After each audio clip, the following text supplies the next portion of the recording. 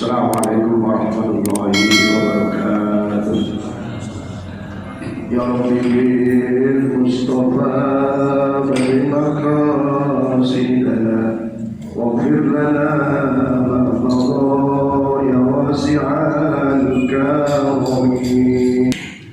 A'udzu billahi minasyaitonir rajim. Bismillahirrahmanirrahim. Alhamdulillahirabbil alamin. Wabihi nasta'inu ala umuri dunya waddin. Wassalatu wassalamu ala asrafil anbiya wal mursalin sayyidina wa habibina wa syafi'ina wa maulana Muhammadin sallallahu alaihi wasallam ajmain. Qala Allah ta'ala subhanaka la ilma lana illa ma 'allamtana innaka antal azizul hakim.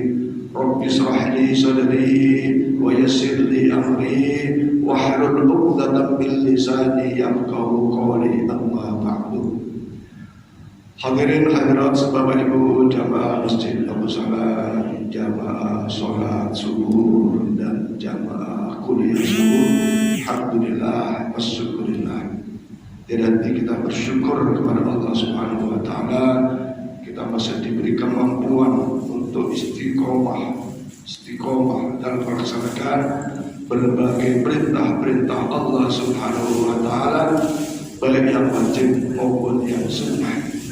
Insya Allah dengan keimanan kita, berbagai amaliyah ibadah kita, apalagi ibadah-ibadah yang istimewa, bulan-bulan yang istimewa akan senantiasa diterima oleh Allah Subhanahu wa taala, menghantarkan rahmat dan ridhonya, menghantarkan maghfirah dan ampunannya.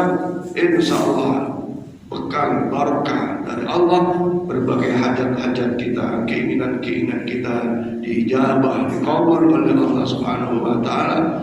Bahkan keinginan-keinginan itu tercepat dikabulkannya.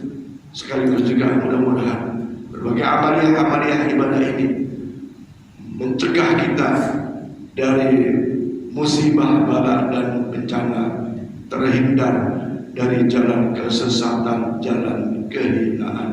Amin ya rabbal alamin. Nah, para teman sekalian, pagi ini seharusnya Bapak Dr. Yuli, tapi tadi malam beliau menyampaikan ke Pak Bari, beliau tidak bisa hadir. Insya Allah nanti minggu yang ketiga, Pak Bari. Pak Yuli kata minggu kedua, nanti Pak Ustadz Mas Budi Samsudin ya.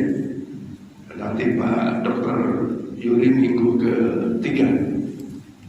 Nah, para jamaah sekalian, kita masih berada di bulan Rajab ya, yang insya Allah 3 minggu depan kita sudah di ujung minggu terakhir, minggu 3 di bulan Rajab.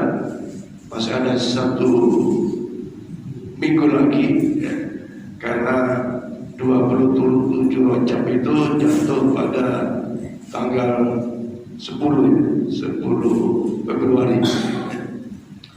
Maka mari saya mengajak pada diri saya dan kita semua menggunakan momentum Rajab, momentum bulan Rajab adalah mendapatkan ampunan Allah Subhanahu wa taala. Ada riwayat menjelaskan bahwa salah satu keistimewaan bulan Rajab itu dan bulan yang dimuliakan oleh Allah, yang pertama Rojaba. Rojaba itu dari huruf Ro, huruf Ro. Rajab atau Rojab. Yang kedua dari huruf Jim. Yang ketiga dari huruf Ba. Dari huruf Roh, Rajab, artinya Roh itu rahmatullahi ta'ala azza wa jalla ya. Allah curahkan berbagai kasih sayangnya, rahmatnya kepada seluruh hamba-hambanya. Dengan curahan rahmat itu, maka Allah larang pada saat itu perang. Kalau perang itu kan berantem, perang itu kan perseteruan. Kalau rahmat itu kan kasih sayang, saling menyayangi, saling mengasihi. Ada suasana batin yang saling menyenangkan, sehingga Diharapkan Rajab ini satu momentum benah batin, benah hati, supaya tidak ada iri, dengki, hasad dan sebagainya. Kenapa? Bulan yang Allah curahkan rahmat. Bahkan di riwayat disebutkan bulan Rajab itu bulan pasang, bulan yang memang Allah curahkan berbagai rahmat-rahmat Allah, ya, berbagai kasih sayang Allah Subhanahu wa Ta'ala, baik bagi makhluk-makhluk manusia maupun makhluk lainnya, ya. Maka momentum curahan rahmat ini, ayo kita di satu sisi bermohon kepada Allah dengan permohonan-permohonan, dengan doa-doa yang baik-baik saja. Jangan ada mendoakan orang lain yang tidak baik. Jangan sampai kita timbul satu suasana batin yang mendengki, menghasad, apalagi misalnya mencela, memfitnah, jangan. Karena di situ ayat yang mengatakan Bismillahirrahmanirrahim, inna iddatash syuhuri indallahi 12 syahran fi kitabillah yauma khalaqas samawati wal ardi minha arba'atun hurum dzalika ad-dinul qayyim fala tudlimu nafsa. Jangan kalian mendolimi diri sendiri. Kenapa? Lu sudah dikasih tahu Allah turunkan rahmat yang banyak, yang minggu lalu saya sampaikan, ibadah sedikit dilipat gandakan pahalanya. Ini kok malah mendolimi diri sendiri. Apa mendolimi diri sendiri? Sudahlah sadar sholat itu wajib, enggak sholat, misalnya gitu ya. Itu kan mendolimi diri sendiri. Sudahlah dilarang untuk berbuat jelek kepada sesama, malah sengaja menimbulkan perpecahan, menimbulkan kegaduhan, menimbulkan katakanlah suasana yang tidak menyenangkan. Namanya menganiaya diri sendiri. Harusnya dapat pahala, malah dapat dosa. Ya, maka Allah curahkan rahmat di bulan Rajab sangat-sangat banyak. Mari kita raih rahmat-rahmat itu. Salah satunya adalah dengan mendapatkan maghfirah, ampunan Allah Subhanahu wa Ta'ala. Yang kedua, kalimat Rajab itu dari huruf jim, ya, huruf jim yang dimana adalah jarullah. Ya, kalau kita merasa banyak dosa kepada Allah, ya, banyak salah kepada Allah, banyak maksiat, maka ayo perbanyak mohon ampun kepada Allah Subhanahu wa Ta'ala. Insya Allah diampuni apapun dosa kita, ya, maka banyak-banyak istighfar, banyak-banyak istighfar. Nah, tadi malam pada maghrib kita sharing diskusi dengan bapak-bapak yang ada di sini. Saya bilang, insya Allah kita ini wafatnya husnul khatimah. Insya Allah mendapatkan kenikmatan-kenikmatan surgawi di alam barzakh kita. Kenapa? Saya bilang, umat Nabi Musa yang pada saat itu melawan Nabi Musa, ya, Nabi Musa itu kan diutus oleh Allah untuk mengajak kepada ketauhidan, untuk mengajak menyembah kepada Allah, tidak menyembah kepada selain Allah. Nah, di situ disebutkan menyembah berhala, di situ disebutkan menyembah anak lembu. Nah, tapi umat Nabi Musa itu bangkang, kadzabu bi ayatina, mendustakan ayat-ayat Allah, syariat-syariat Allah, perintah-perintah Allah, bahkan menentang kepada Nabi Musa. Singkat kata, dia tidak mau beriman kepada Allah, tapi justru dia menyembah berhala, menyembah anak lembu, anak sapi. Apa kata Allah? Berfirman kepada Nabi Musa, kalaulah umatmu itu mau menerima ajakan kebenaran yang datang dari aku melalui Nabi Musa, ya, kemudian dia menyembah kepadaku, beriman kepadaku, tidak menyembah keberhala atau menyembah lembu, menuhankan lembu, maka dosa-dosanya itu, keingkarannya, kekafirannya itu akan mendapatkan ampunan Allah Subhanahu wa ta'ala. Loh, apalagi kita? Saya yakin tidak ada warga jamaah muslim di komplek ini yang menyembah selain Allah, nggak ada. Ya kan, saya yakin nggak ada. Apalagi menyembah sapi, ada nggak? Nggak ada. Semua mengimani la ilaha illallah Muhammadur Rasulullah. Nah, tetapi di sisi lain kita punya dosa, punya salah. Maka bahasanya, kalau istilahnya itu mafhum mukhalafahnya, yang tidak percaya kepada Allah saja kemudian tobat istighfar diampuni, apalagi kita yang tidak pernah menyembah selain kepada Allah, ditambah dengan melaksanakan syariat Nabi Muhammad SAW, perintah Allah dan Rasulnya, maka kalau kita bertobat, insya Allah tobat kita diampuni, diterima oleh Allah Subhanahu wa ta'ala. Maka bapak-bapak ya, kalau sering tahajud ya, atau sholat wajib, boleh di dalam sujud terakhir itu ditambahi Rabbi firli warhamni wa tub alayya. Rabbi firli, ya Allah, ampuni ya Allah, warhamni, kasih sayangi aku ya Allah. Ya, kalau ibu bapak itu doanya jamak untuk keluarganya, Rabbi fir lana warhamna wa tub alaina. Kalau saya imam bacanya tuh pakai dhamir na, ya, ighfir lana atau Rabbi fir lana warhamna wa tub alaina. Ya Allah, ampuni dosaku ya Allah. Atau bahasa lain, ya Allah, ampuni dosa-dosa kami ya Allah. Siapa kami itu? Ya saya, ya istri saya, ya anak saya, ya mungkin anak istri bapak, ya, suami anak ibu, atau ampuni Allah kami. Siapa kami itu? Ya jamaah-jamaah ini, jamaah-jamaah kami, ya. Maka kalau kunut itu, kalau imam Allahumma hdina, ya kan? Allahumma hdina, bukan Allahumma hdini. Kalau sendirian Allahumma hdini, ditambah doa itu Rabbi firli warhamni, beri rahmat kami Allah, wa tub alayya, dan terima tobat saya. Atau kalau wa tub alayya, tobat-tobatkan.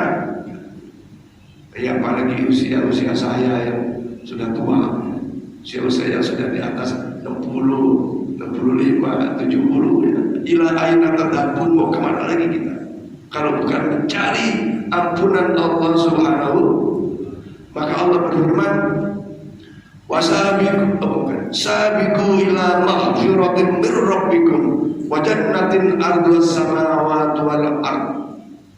Berpagi-pagilah, bersegeralah untuk menuju ampunan Allah Subhanahu. Nah, bulan Rajab, ada bulan yang diturunkannya ampunan Allah Subhanahu wa ta'ala atas berbagai kesalahan dan dosa kita kepada Allah Subhanahu wa ta'ala. Ya. Rahmat, jarrun itu dosa. Kemudian ba adalah birrullah, banyak kebaikan-kebaikan yang Allah turunkan di bulan Rajab. Ya, maka momentum ini ayo kita gunakan untuk cari ampunan Allah, cari rahmat Allah, dan meraih kebaikan-kebaikan dengan amal-amal soleh yang dirahmati dan diridhai oleh Allah Subhanahu wa ta'ala. Birullah, jangan mencari sebaliknya, ya, mencari maksiat, mencari dosa, mencari domba, memfitnah dan seterusnya, malah membuat dosa-dosa kita kepada Allah Subhanahu wa ta'ala. Maka ayo istighfar kita ini perbanyak. Kalau istighfar cuma 1000 kali dalam satu hari itu sangat-sangat mampu kita mau melaksanakannya. Oh, dari Maghrib ke Isya aja itu bisa istighfar 1000 kali. Apalagi kita merasa masa lalu kita punya banyak dosa.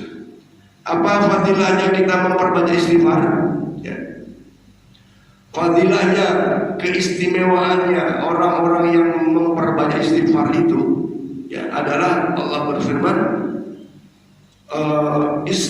Bismillahirrahmanirrahim, istaghfiru rabbakum thumma tubu ilallah thumma tubu ilaihi yursilis sama'a alaikum bidrar. Ya. Bahwa orang-orang yang diperintah oleh Allah untuk banyak istighfar, maka apa dampaknya?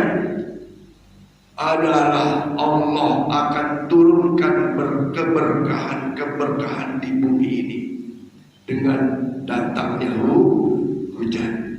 Akan mengalir satu kebaikan demi kebaikan pada setiap kita yang banyak istighfar. Ya. Wa yumdidkum bi amwalin wa banin. Orang-orang yang sedang kesulitan keuangan, kesulitan ekonomi, maka Allah akan kuatkan ekonominya, finansialnya, keuangannya, kesulitannya diganti dengan kemudahan. Bi amwalin wa banin. Bahkan kata Al-Imam Hasan Al-Basri, kalau ada suami istri yang belum punya anak, belum punya keturunan, amalkan istighfar yang banyak. Kenapa di situ disebutkan ayat bi amwalin wa banin? Nanti Allah akan kasih keturunan, wa banin, anak keturunan. Ada kayak begitu? Ada kayak belum punya anak? Boleh tuh, ya, boleh istighfar yang benar. Istighfar jangan hanya di lisan, tapi istighfarnya sampai batin, sampai hakikatnya. Istighfar sampai pada hakikat, bukan hanya lisan saja. Ya lisan sudah betul, istighfar lisan betul, tapi istighfar hakikat itu harus perlu mengimani bahwa Zat yang Maha Pengampun adalah Allah Subhanahu wa Ta'ala. Yang punya hak mengampuni dosa-dosa hambanya hanya Allah. Yu'adzibu wa yaghfiru liman yasha. Allah akan mengampuni kepada hambanya siapa yang dikehendaki. Nah, kalau sampai kepada tataran istighfar hakikat, insya Allah berbagai doa-doa kita dijawab. Termasuk tadi kepada yang nggak punya anak supaya punya keturunan. Dalam suatu riwayat itu disebutkan Imam Hasan Al-Basri ini seorang tabi'in yang waktu itu didatangi oleh tiga orang yang punya masalah. Yang pertama mengatakan, ya Imam, saat ini di kampungku sedang terjadi paceklik, sedang terjadi suasana yang sangat kering. Tanaman-tanaman pada kering, padi-padi tidak tumbuh, pohon-pohon tidak berbuah dan seterusnya. Tolong kasih amalan kami, wahai Imam, supaya turun hujan, supaya tanah subur, sehingga nanam-nanam jadi tumbuh dan berbuah. Apa jawab sang Imam Hasan Al-Basri? Jawabnya, aktsirul istighfar, banyak istighfar. Yang kedua, seorang datang, orang yang kedua bertanya, ya Imam, aku sudah bertahun-tahun bekerja, ya, tapi kayaknya duit itu kurang saja, sehingga tabrak sana, tabrak sini, pinjam sana, pinjam sini, kekurangan harta. Kasih amalan wahai Imam supaya ada kecukupan dalam memenuhi kebutuhan. Sekarang kan kalau nggak punya duit susah, nggak punya duit susah. Apalagi sudah sakit nggak punya duit susah. Ya, maka kata sang Imam, aksirul istighfar, banyak istighfar. Ya tentu saja bukan di masjid istighfar terus, tapi harus ikhtiar bekerja sesuai kemampuan kita, bekerja sesuai kemampuan kita. Nah mungkin yang biasa macam suruh ketik pakai komputer ya sulit, nggak bisa. Ya. Istighfar. Kemudian orang yang ketiga bertanya, ya Imam, saya ini sudah bertahun-tahun menikah tapi tak punya anak, kepingin punya anak. Kasih amalan ya Imam. Maka sang Imam Hasan Al-Basri ini seorang waliullah mengatakan, amalkan istighfar yang banyak. Amalkan istighfar yang banyak. Maka 3 orang dengan pertanyaan yang beda-beda jawabannya sama. Aksirul istighfar, banyak-banyak istighfar. Nah, setelah itu sang murid ini kan tahu kok gurunya ditanya 3 masalah jawabannya kok sama. Ditanya sama muridnya, wah Imam, kenapa jawabannya sama sementara problemnya beda-beda? Maka sang imam menjelaskan tentang firman Allah Subhanahu wa taala yang saya baca tadi, istaghfiru rabbakum tsumma tubu ilaihi yursilis samaa'a 'alaikum midrara wa yazidkum quwwatan ya bi amwalin wa banin. Ya, maka harus kita kalau punya persoalan yang tadi itu istighfar yang banyak. Ada lagi nih doa-doa yang mempermudah jalannya rezeki. Ya sekali lagi semua ini doa. Kata Al Habib Muhammad Bakhir, ya, banyak sholawat, ya, banyak sholawat. Allahumma shalli ala sayyidina Muhammad wa ala ali sayyidina Muhammad takunul haqqi ya fi rizqihi. Maka dengan sholawat itu insya Allah katanya dompet tak pernah kosong dari duit, ya. Dompet tak pernah kosong, ya. Dompet kita ya kadang-kadang isinya bukan duit, isinya surat menyurat, ya. Bahkan isinya bom. Nah para teman sekalian, jadi pertama momentum Rajab, ayo kita banyak istighfar, insya Allah apapun dosa kita akan mendapatkan maghfirah ampunan Allah Subhanahu wa ta'ala. Apalagi kita memperbanyak bacaan Sayyidul Istighfar. Dengan barokah istighfar itu dosa-dosa kita diampuni oleh Allah Subhanahu wa ta'ala. Kita diberi keberkahan oleh Allah dalam kehidupan kita, dalam kehidupan lingkungan kita, kehidupan keluarga, rumah tangga kita, sanak famili kita. Dan dengan memperbanyak istighfar itu, insya Allah hajat-hajat kita dijawab, dikabul oleh Allah. Bagi yang tak punya anak supaya dapat anak, atau yang punya hajat-hajat lain dikabul dijawab oleh Allah Subhanahu wa ta'ala. Yang kedua, para jamaah sekalian, kami ingin mengajak kepada kita semua tentang amalan-amalan sholat berjamaah. Ya, sekali lagi ini bagian daripada tazawwadu fa inna khairaz zadi taqwa wa takuni ya ulil albab. Banyak-banyak bekal untuk menghadap Allah Subhanahu wa ta'ala, dan sebaik-baik bekal adalah ketaatan kepada Allah dan Rasulullah sallallahu alaihi wasallam. Saya melihat jamaah kita alhamdulillah, ya, apalagi yang hadir ini istiqomah dalam jamaah, ya, istiqomah dalam sholat berjamaah di masjid, dan punya keistimewaan yang luar biasa. Cuma ada yang perlu ditingkatkan, ya, perlu ditingkatkan, apalagi jamaah Jumatan. Nah, Rasulullah SAW bersabda dalam satu hadis yang sahih, "Lau ya'laman nasi ma fil nida was-saffil awwal, thumma lam yajidu illa an yastaibu alai yastaibu."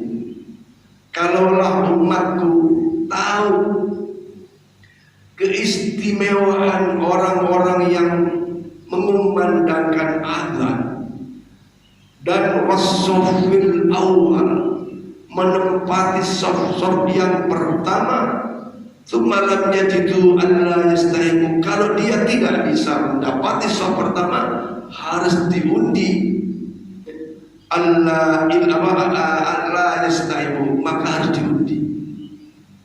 Ya ini bapak-bapak sekalian, kalau saf pertama itu harus diundi, maka harusnya diundi, berebut untuk mendapatkan shaf yang pertama.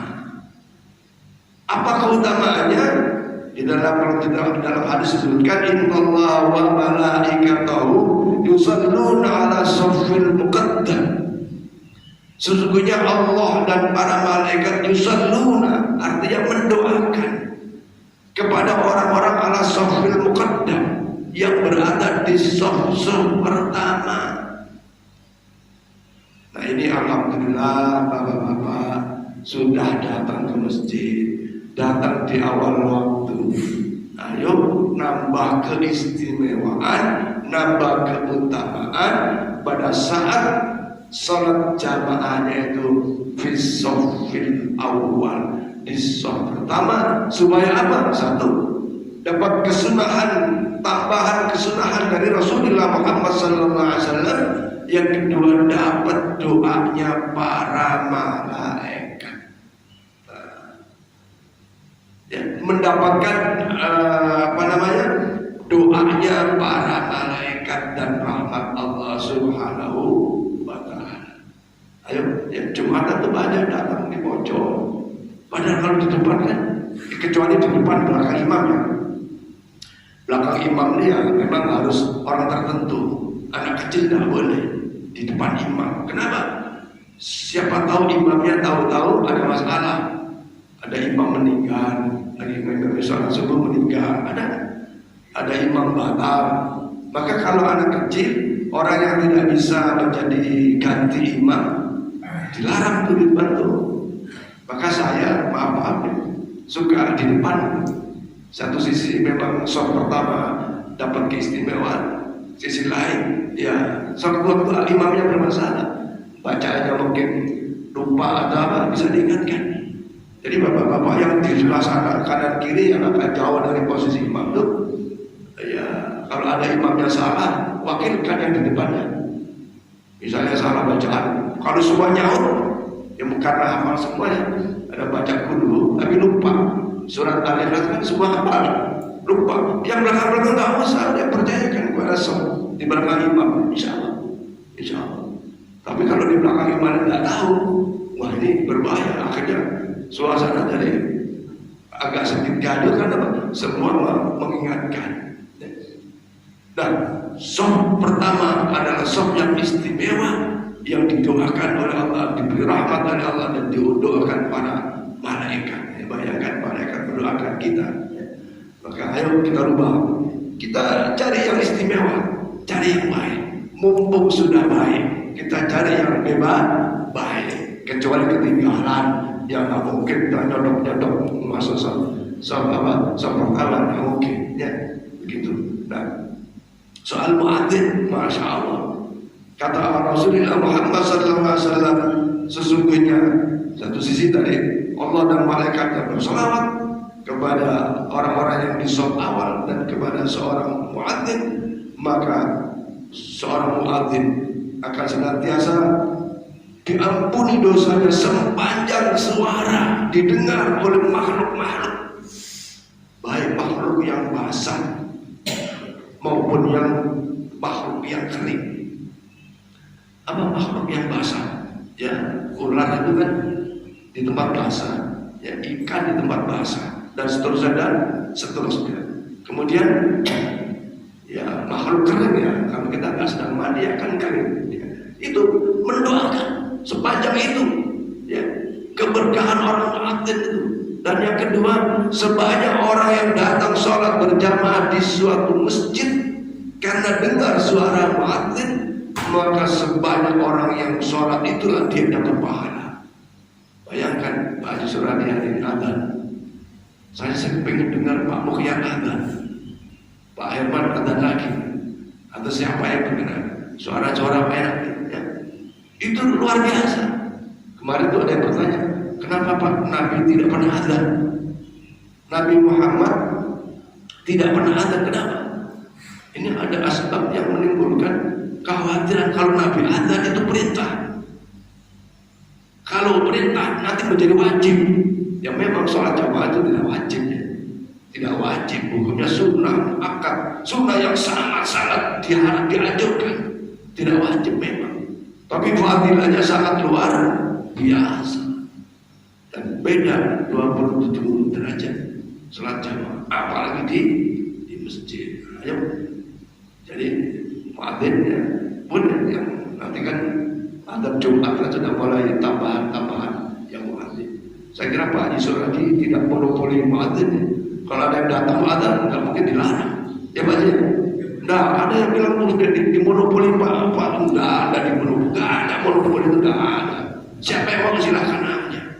Tapi saya dengar suara itu ada di monopoli Pak Haji Suradi. Enggak. Pak Jofir muadzin silakan. Karena gini Pak, muadzin itu kalau tidak dibiasakan nanti andel-andelan, betul? Andel-andelan. Termasuk saya tuh, kok Pak Haji Suradi belum adzan misalnya gitu. Karena biasanya Pak Haji Suradi enggak nilai saya pun begitu nunggu gitu. Kok belum adzan ya? Karena kebiasaannya Pak Haji Suradi. Tapi begitu saya tahu Pak Haji Suradi nggak ada, saya kasih tahu Pak Haji Sidur. Itu Pak Haji Sidur tuh datang. Tapi kemudian ada Pak Haji Suradi, Pak Haji Sidur datangnya telat terus tuh. Nggak tahu, beritanya di rumah tuh, nggak ada di masjid. Nah, itu persoalan. Ya. Jadi saya bilang sama Pak Haji Mulyadi, Pak Haji Suradi yang ada, Pak Haji Suradi yang komat, atau Pak Haji Mulyadi yang baca tasbih sebelum komat. Ini ada satu keadaan yang tidak di masjid ada monopoli Pak. Termasuk saya nggak ada, apalagi memonopoli jadi imam. Ya, siapa yang ikhlas, yang berkenan, ayo sama-sama kita memamurkan. Fadilahnya sangat besar sebagai seorang muadzin. Mudah-mudahan saya dan kita semua ya memperkuat. Kan tema kita di tahun 2004 adalah menyempurnakan dan kualitas, maksudnya takarnya itu menuju kesempurnaan dan kualitas memakmurkan masjid. Ya, saya ulang, tagarnya itu adalah menuju kesempurnaan dan kualitas memakmurkan masjid. Jadi bapak-bapak yang sudah datang awal, ayo maju ke depan. Dan saya yang beberapa tahun melihat itu, masya Allah, kalau Jumatan itu Mbok Yoho gitu loh, yang sudah di rumah datang awal. Saya kalau Jumatan itu, masya Allah, ya kan, walaupun saya nggak datang, kan saya tidurnya pasir tuh. Kadang sudah naik mimbar hanya beberapa orang, sudah ada hanya beberapa orang, dan itu pun ada yang pojok sana, pojok sini. Jadi kalau di syuting itu kan ini live itu, Jumatan itu live, disiarkan dilihat oleh banyak orang. Kok gak ada jamaahnya? Mana jamaahnya? Padahal kan udah sering kita bilang fadilahnya. Siapa yang datang di waktu awal kakar roban ibil seperti kurban unta, warohat saniyah, sahabat datang waktu yang kedua kakar roban bakoroh seperti kurban sapi dan seterusnya. Kita motivasi dan kita mengajak menuju kesempurnaan dan kualitas. Kayak tadi soal jamaah, alhamdulillah sudah jamaah istiqomah, tapi ayo cari yang lebih baik lagi, yang lebih baik ya, kecuali kalau sedang ada gugur ya, dan suara muadzin dan dengar karena tidur, itu lain soal ya. Kemudian yang kedua, para jemaah sekalian, Rasulullah SAW bersabda, la yazalu qaumun yata'akhkharuna hatta ya'khirullah. Siapa di antara kaum yang sengaja mengakhirkan panggilan Allah, sengaja mengakhirkan panggilan Allah, hayya shalah, misalnya tidak zuhur masih lama kan ya, zuhur masih sengaja ta'ammud dan sengaja mengakhirkan panggilan Allah, yata'akhiruna hatta yu'akhirullah. Jangan menyesal kalau kebaikan yang akan kita peroleh itu diakhirkan oleh Allah Subhanahu wa Ta'ala. Ya, kemarin malam Jumat saya sampaikan, harusnya naik pangkat tahun ini, umpamanya harusnya naik jabatan tahun ini, naik gaji tahun ini, karena sering sengaja mengakhirkan panggilan Allah, ditunda, naik pangkatnya ditunda, naik gajinya ditunda. Aturan tahun ini kita mendapatkan satu kenikmatan besar, entah itu ya apalah, kebaikan apalah, ditunda. Kenapa? Sengaja mengakhirkan panggilan Allah Subhanahu wa Ta'ala. Allah itu maha sayang sama. Kalau ada udur-udur syar'i masih dimaafkan. Tapi kalau yang lagi nonton televisi dan nonton sinetron, sedang apa yang tidak ada manfaatnya, sedang ngobrol, para jamaah sekalian, saya menyampaikan, suatu ketika salah seorang sahabat ketinggalan sholat jamaah. Ya. Salah seorang sahabat ketinggalan sholat jamaah. Apa yang terjadi? Ketinggalannya karena sibuk di kebun. Karena begitu menyesalnya ketinggalan sholat berjamaah, akhirnya orang itu menginfakkan sebagian besar kebunnya, kebun kurmanya, supaya tak ketinggalan sholat jamaah. Nih, ya. Kenapa? Fadilahnya besar, fadilahnya sangat besar. Yang kedua, Ibnu Umar radhiyallahu anhu suatu ketika ketinggalan sholat berjamaah Isya. Ketinggalan jamaah sholat Isya. Apa yang terjadi? Menyesal demi menyesal, dan akhirnya mengganti sholat semalam suntuk. Coba kalau kita ketinggalan, pada biasa aja. Ketinggalan jamaah itu biasa aja. Tidak ada penyesalan. Ada yang nyesal? Ada sih, ada, insya Allah ada. Nyesalnya nggak sholat jamaah. Tapi sahabat ini semalam suntuk mengganti sholat Isya. Dan bahkan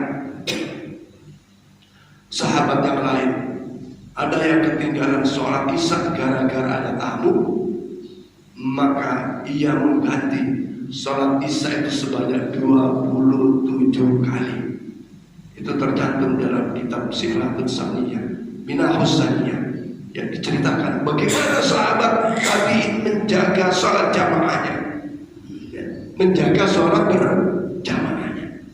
Maka bapak-bapak kalau ketinggalan sholat jamaah, jamaah di rumah sama istri, sama anak. Kalau di tempat umum, tunggu. Barangkali ada orang masuk masjid belakangan. Sangat besar nilai jamaahnya ini, luar biasa.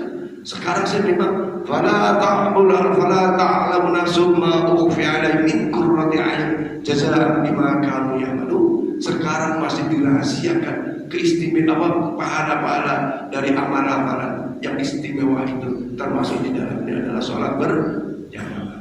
Bahasa Islam 5 menit. Baik para jamaah sekalian, kesimpulannya pagi ini saya menggantikan Pak Dr. Yuri karena berhalangan. Maka satu, momentum bulan Rajab ini, mari kita perbanyak istighfar kepada Allah Subhanahu wa Ta'ala supaya kita mendapatkan rahmatnya, mendapatkan maghfirah ampunannya, dan bahkan mendapatkan berbagai kebaikan-kebaikan yang kita lakukan, mendapatkan ridha Allah Subhanahu wa Ta'ala, mempermudah kita untuk amalan bulan Sya'ban, mempermudah kita meningkatkan untuk amalan-amalan bulan Ramadan. Yang kedua, mari kita tingkatkan kualitas daripada sholat berjamaah kita, ya, yang sudah jamaah istiqomah kita pertahankan, kita tingkatkan kualitasnya dengan cara yaitu menduduki, memposisikan di saf-saf awal, kemudian muadzin, ya, saya kira Pak Haji Suradi tidak monopoli muadzin, siapa yang muadzin silakan aja, ya. Pak Yaya kemarin juga adzan dan seterusnya, supaya apa? Saya kepingin dengar suara adzannya apa, supaya sama-sama mendapatkan satu kebaikan. Dan salah satu keistimewaan istighfar, insya Allah hajat-hajat kita akan mendapatkan, akan dipermudah oleh Allah Subhanahu wa Ta'ala ijabahnya. Amin ya rabbal alamin. Saya kira demikian para teman sekalian. Silakan yang ada yang ditanyakan. ada. Pak Asep.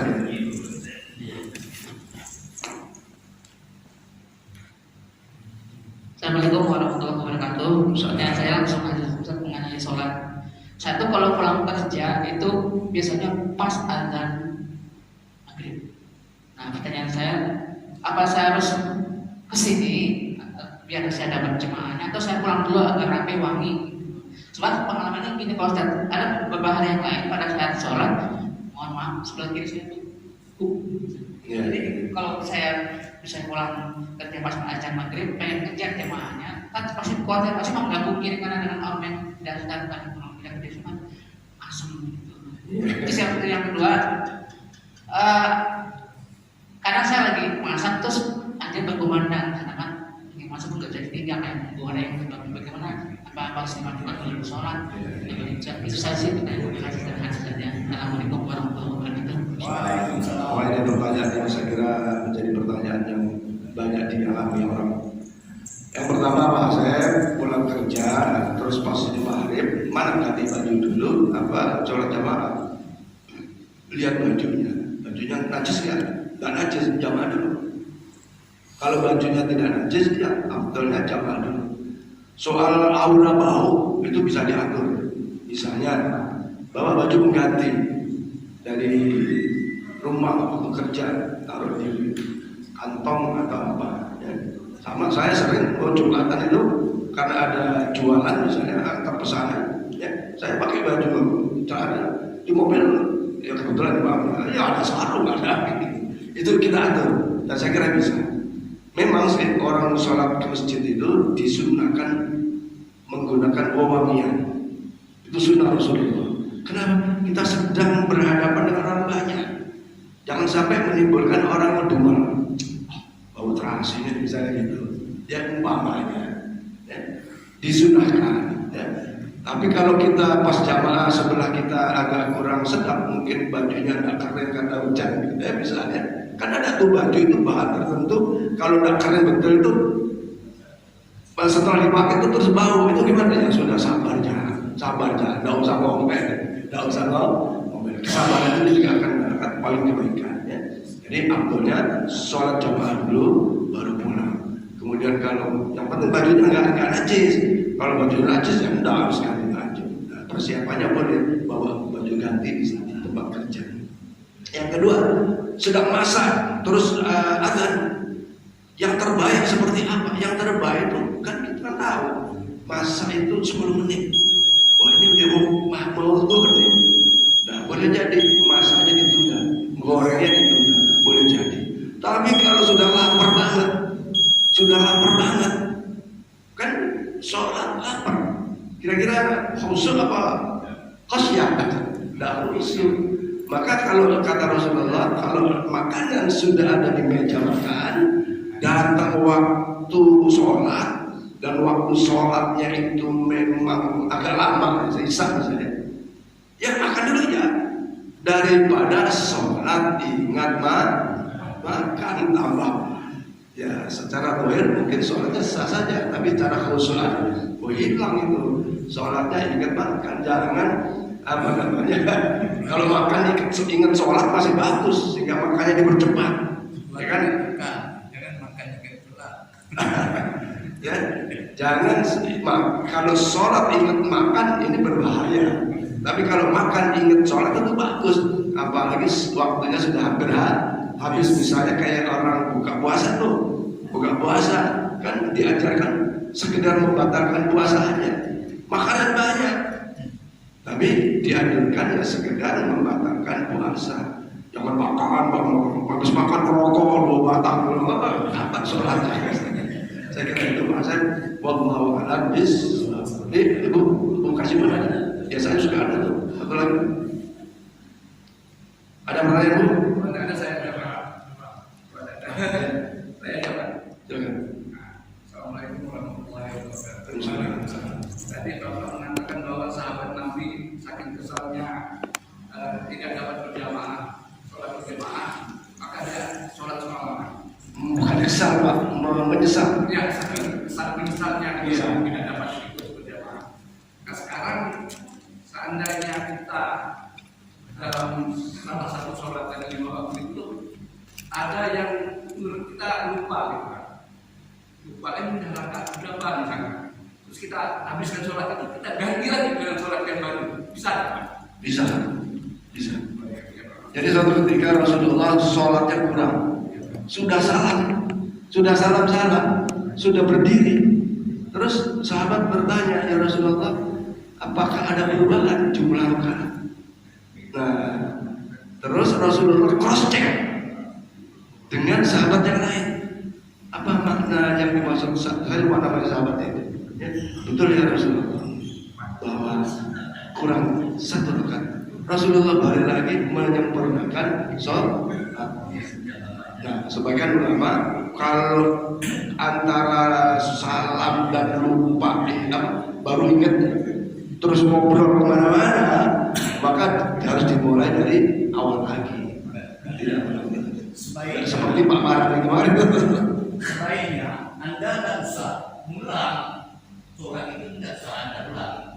Sebaiknya Anda nambah, biar 5, tadi kan 4, biar 5, atau kalau 3, biar 4. Jadi bagusnya ditambah. Tidak usah ulang. Begini, Gitu. kalau ragu di dalam sholat, ini ceritanya kan udah dulu sholat. Kalau ragu di dalam sholat 3 atau 4, maka fikih mengatakan cari yang rendah. Yang rendah, yang kurang, misalnya 4, mantapkan cuma 3, jadi nambah 1. Kalau walaupun ternyata sudah 4 tapi ragu, maka tetap ya tambah 1. Tetap ya. Tapi itu di dalam sholat. Nah, kalau sudah di luar sholat, udah salam. Jadi disempurnakan. Balik lagi sholat tahu sholat ulang. Apalagi waktunya sudah masih ada. Ya, tapi Pak Haji betul, kalau di dalam sholat nambah aja. Ragu 4 apa 3, yakinkan 3 supaya nambah. Karena kalau yakin 4 padahal 3 kan kurang. Tapi kalau yakin 3 nambah 1 kan klop. Tapi ternyata sudah 4, ya nggak apa-apa, karena mengganti keraguan itu dengan tambahan 1 rakaat. Itu ada di dalam kitab Qaulul Adilah dijelaskan seperti itu. Boleh nambah 1 lagi Pak. Ya. Kita ini yang negur imam sholat salah. Saya di sini, apakah saya lihat sana?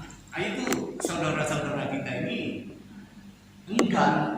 Beliau ini mau dibakar imam ini ya. Jadi mungkin ilmu untuk menegur imam yang keliru itu Pak.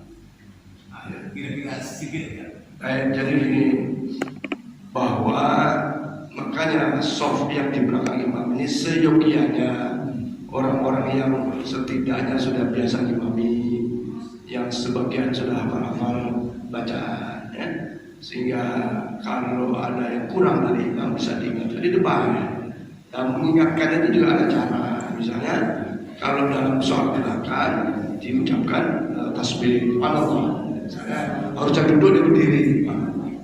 Tapi kalau dalam persoalan lupa bacaan, ya, kalau sudah diingatkan kemudian imam tidak nyambung, tidak nyambung, sudah ruku aja, sudah putus, langsung ruku saja. Jangan membuat gandong di dalam suasana. Maka sesungguhnya gini para jamaah sekalian, kan? Rasulullah itu pernah menegur imam yang bacaannya panjang, terlalu panjang. Ya. Kenapa?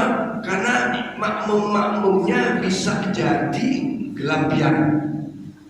Apalagi maaf ya, misalnya suaranya tidak merdu. Kan ada suara itu enak didengar, bacaan itu ada enak didengar, ada nggak enak. Ya. Maka yang pernah ditegur oleh Rasulullah, sahabat yang imamnya terlalu panjang. Karena boleh jadi makmumnya mau ke pasar, makmumnya mau pergi, makmumnya sakit perut umpamanya, yang sedang-sedang saja. Itu satu. Yang kedua, bacalah surat-surat yang kebanyakan makmum itu hafal. Ya. Bacalah surat-surat yang makmum kebanyakan hafal. Kenapa? Kalau lupa bisa diingatkan. Yang ketiga, imam yang sudah diingatkan lupa jangan menunggu ingat baru melanjutkan bacaan. Enggak, nanti kacau lah, langsung turun rukuk. Itu. Yang lainnya imam-imam ya, ada Pak Nur, terus Pak Maharani, Pak Suradi, Pak Rodi Sidur, dan calon-calon imam yang lain. Ya, Pak Haji Mul sudah lama dan imam ini sebenarnya. Jadi bacalah surat-surat yang apa gitu, yang mantap gitu, yang matang gitu, matang. Namanya manusia, Pak, saya juga pernah lupa, saya pun sering lupa ya. Jadi terus imam yang lain apa lupa seremoni kita. Nah, kami tidak tentu karena tidak. Nah itu dia. Ya padahal itu biasa. Tapi langsung turun. Supaya enggak menjadi gano. Dan yang berhak negur itu sebenarnya yang terdekat dari imam. Supaya bayangkan kalau semua negur kayak apa tuh jadi. Saya kira demikian waktu suruh sudah cukup. Wallahu a'lam bishawab. Al-Fatihah. Iya kalau belajar sahabat segitu. غير المغضوب عليهم بسم الله الرحمن الرحيم اللهم صل على سيدنا محمد وعلى ال سيدنا محمد اللهم اغفر لنا ذنوبنا ولوالدينا وارحمنا وربنا صغيرا اللهم ارحمنا اللهم يا رحيم الرحمن الرحيم ارحمنا اللهم يا ولي يا مغني يا رزق يا رب اللهم يا قاضي الحاجات يا قاضي الحاجات اقضي حاجتنا يا الله كبرك seluruh hajat-hajat jamaah di sana ya Allah. Kabulkan hajat-hajat seluruh jamaah ya semua kita bersama ya Allah rahmatika arhamar rahimin. Hajat di dunia wa hajat di akhirat, hajat untuk dirinya, hajat untuk anak-anaknya, hajat untuk keluarga, kullu semuanya ya Allah bi rahmatika arhamar rahimin. Bihaqqi sayyidina Muhammad sallallahu alaihi wasallam wa bi sayyidina Muhammad sallallahu alaihi wasallam. Rabbana hab lana min azwajina wa dhurriyyatina qurrata a'yun imama. Rabbana atina fid dunya hasanatan wa fil akhirati hasanatan wa qina adzabannar. Sallallahu alaihi wasallam Muhammadin wa alihi wasallam. Subhana rabbika rabbil izzati amma yasifun wa salamun alal mursalin. Alhamdulillah. Assalamualaikum warahmatullahi wabarakatuh.